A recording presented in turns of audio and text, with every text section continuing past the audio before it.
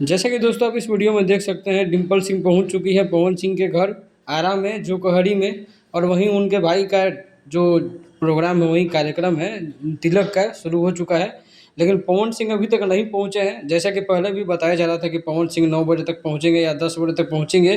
Flight का जो बंदोबस्त है वो नहीं हो पा रहा है करके उसके उनके भाई रघु सिंह ने ऐसा बोला था। वहीं प्रोग्राम अब शुरू हो चुका है। पवन सिंह तो पहुँचे नहीं, लेकिन डिम्पल सिंह ज़रूर पहुँच चुकी है। और यहाँ पे पवन सिंह की पत्नी ज्योति सिंह को होना चाहिए था, लेकिन अब उन लोग के बीच में आपसी क्या मामला है इस भगवान जाने।